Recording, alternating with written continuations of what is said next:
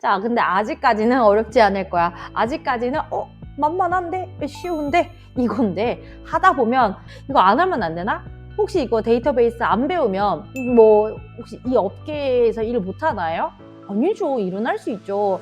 하지만 언제나 한결같은 연봉을 받으실 수도 있어요. 이 데이터베이스라는 이 부분을 포기하고서 내가 고액의 연봉을 받겠다 상상도 하지 마세요. 지금은 만만해도 시간이 지날수록 만만하지 않는 그 데이터베이스입니다. 자, 그러면 데이터베이스를 하려면 테이블을 생성을 해봐야 하는데요.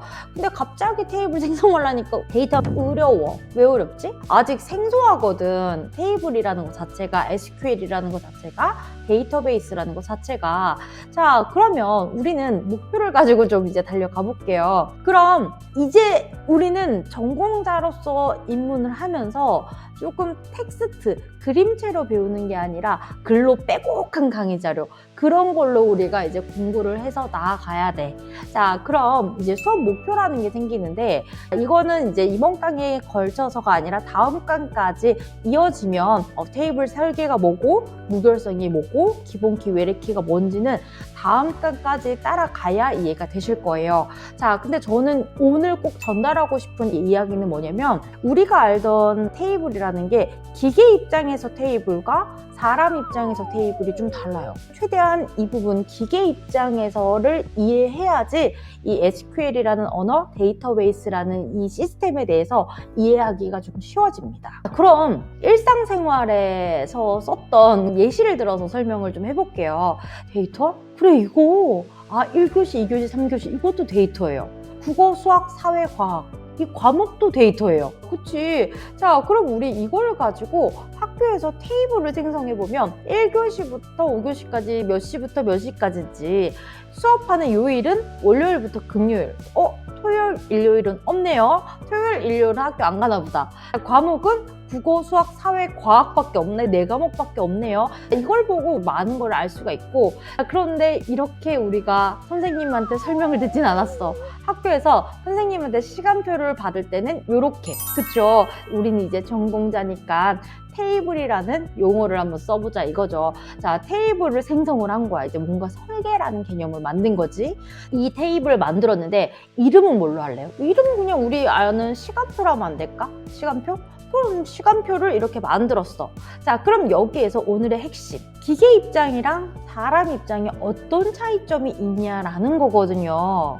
저는 이게 가장 중요하다고 생각해요. 그래야지 SQL이라는 문법을 배울 때 조금 더, 그러니까 영어를 배울 때 우리가 영어에 대한 그 문화가 친근하지 않았던 것처럼 이 코딩 언어도 안 친해. 그러면 최대한 컴퓨터 입장을 이해하고 이쪽의 문화가 어떻게 이루어졌는지를 우리가 이해할 필요성이 있어요. 그러면 우리는 이 시간표를 보면 알 수 있는 정보들이 참 많은 것 같아. 월요일 날 1교시에 뭐 듣지? 수업 뭐 듣지? 그럼 국어를 들어요 라고 우리는 알 수 있단 말이야. 자, 근데 기계 입장에서 이걸 보면 뭐야? 이상하다고 한단 말이야. 이해가 안 간대. 그 나중에 설명하고. 어쨌든 그러면 사람들은 이 시간표를 보면 이해가 가요? 간다고? 아니지. 절대 안 갈 텐데. 사람들도 이 시간표만 보면 학교를 못 가. 왜냐고요? 1교시 시작 시간과 종료 시간은 언제예요? 그쵸? 이 표에서 모든 정보를 우리가 알 수가 없었어. 1교시의 시작 시간이 언젠지, 종료 시간은 언젠지 모른단 말이야. 뭔가 부족하단 말이야.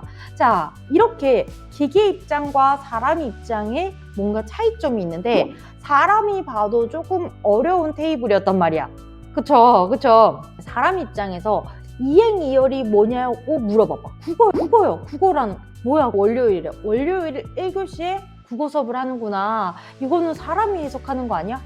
컴퓨터 입장에서는요, 이행이열의 데이터를 가져와라 그러면 국어밖에 몰라. 그냥 국어를 언제 한다는지 모른단 말이야. 이게 무슨 말이지? 자, 사람은요, 행과 열을 가지고 우리는 그 전체적인 의미를 추측한단 말이에요.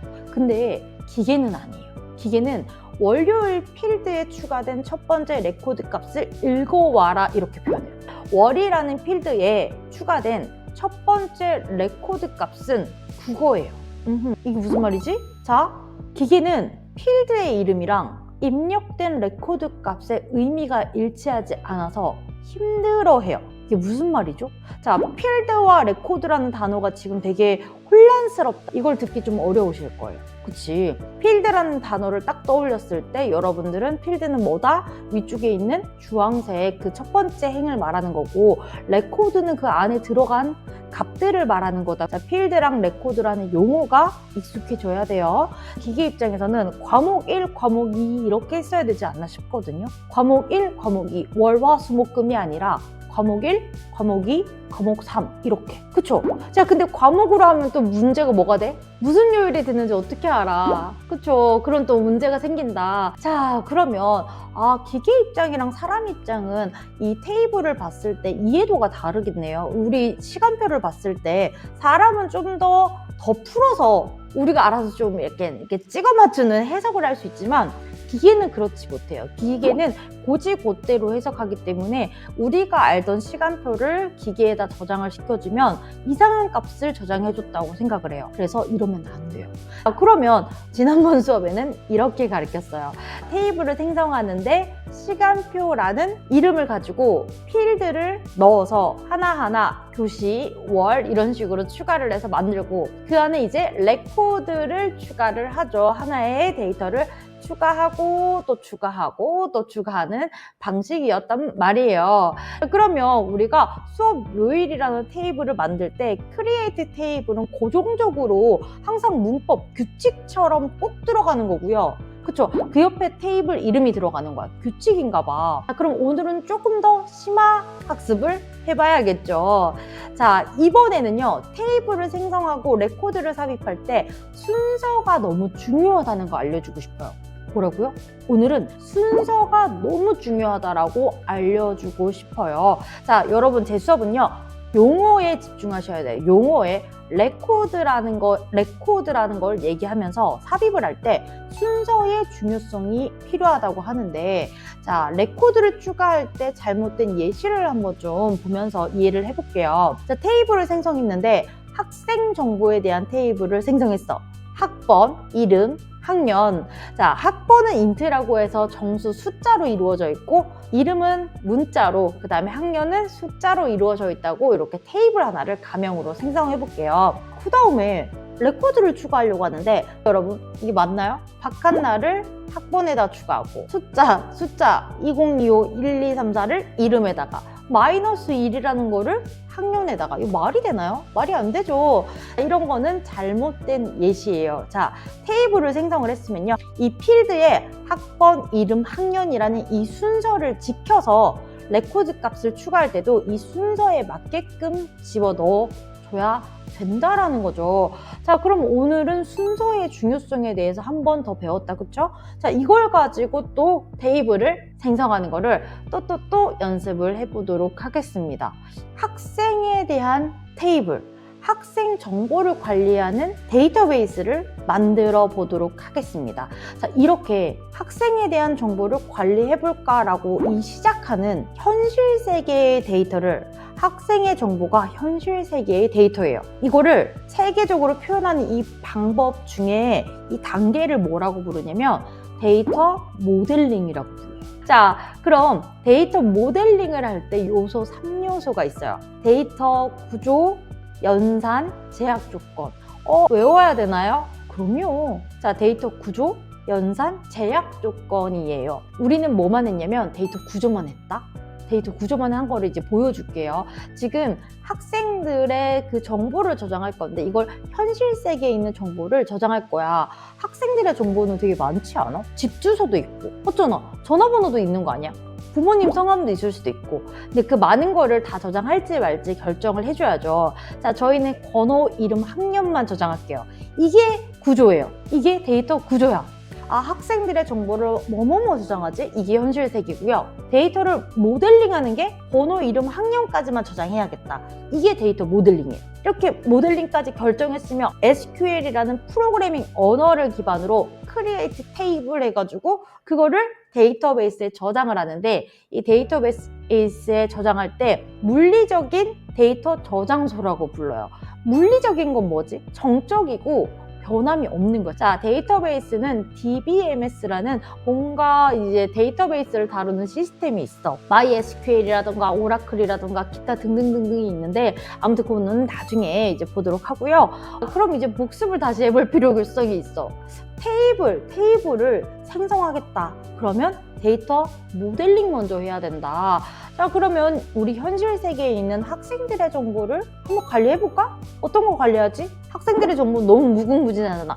키, 몸무게도 학생들의 정보란 말이에요. 거기까지 저장할까? 이런 이제 고민들을 시작하는 거죠.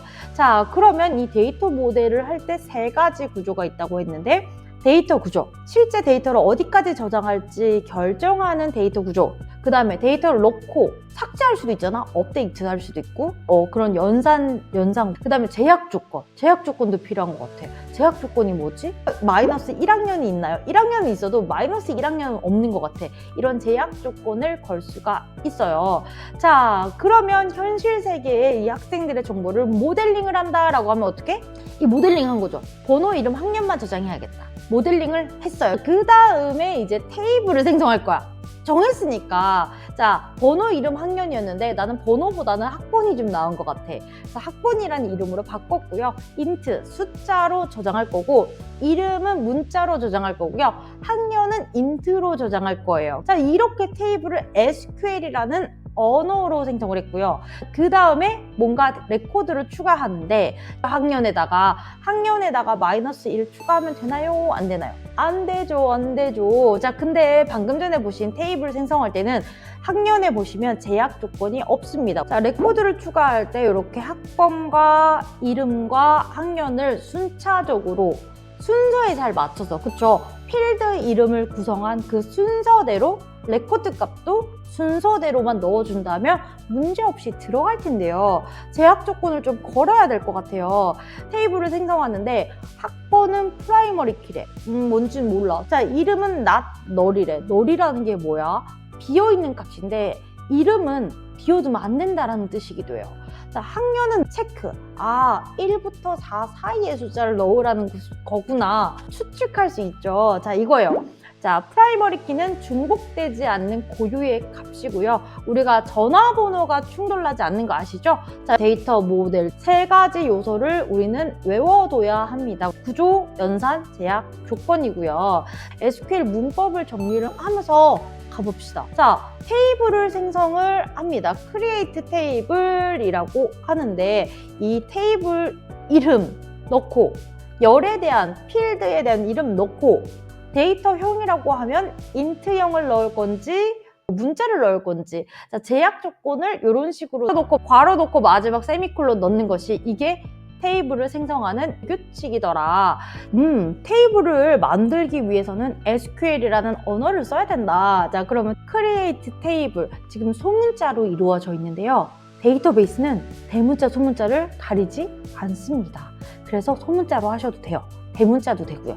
자, 그럼 create table에 테이블 이름 넣어주고, 첫 번째는 열 이름, 그 다음에 뭐 데이터에 대한 자료형, 숫자를 넣을 건지 문자를 넣을 건지, 그 다음 제약 조건을 넣는데 이 제약 조건은 여러분들이 본 거는 되게 일부분이고요. 엄청 많아요. 그래도 이제 대표적으로 많이 쓰는 것들만 소개를 드리자면, 프라이머리 키는 데이터가 중복되지 않도록 유일하도록 만들어주고, 유니크라는 것도 또 있다. 프라이머리 키가 있지만 유니크라는 거는 또 별도로 있습니다. 자, 그 다음에 뭐 not null도 있고 뭐 디폴트 값을 주는 경우도 있습니다. 그 다음에 테이블을 생성을 했다라고 하게 되면 이제 데이터를 추가를 해야 하죠. 그쵸? 데이터를 추가를 해야 합니다. 이 레코드가 이렇게 추가가 될 수 있을 것 같아. 학번의 2025-1234, 2025-4567 이렇게 학번이 다르고 이름이 똑같아. 이거 여러분 넣을 수 있어요? 없어요? 잠깐만, 앞에서 다시 테이블을 보자. 학번이 유일하게 중복되지 않는 고유한 값을 넣으라고 했고요. 이름은 중복돼도 상관이 없어요. 그렇죠? 이름의 제약 조건은 비워두지만 말아라. 동명이인이 있을 수 있기 때문에 이름의 중복은 문제가 없지만 학번은 다르게 해서 이 둘을 구분할 수 있게끔 하기 때문에 이거는 가능하다 이거야. 자, 그럼 이것도 가능할까? 박두나라는 걸 넣었는데 박한나와 학번이 똑같아. 당연히 XX 안 되죠. 이렇게 제약 조건을 걸 수 있다는 거죠. 자, 그럼 정리하고 마무리를 가볼까요? 자, 테이블을 생성할 때 데이터 모델링 한다라는 표현이 있는데 현실 세계에 있는 학생들의 이 정보를 어디까지 저장할 건지 우리가 결정을 해주는 이 단계 데이터 모델링. 번호, 이름, 학년을 나는 저장할 것이야 라고 하고, 그 다음에 이거를 저장하려고 결정했다 그러면 create, table, insert 이런 그 SQL이라는 언어를 기반으로 어디에다 저장한다?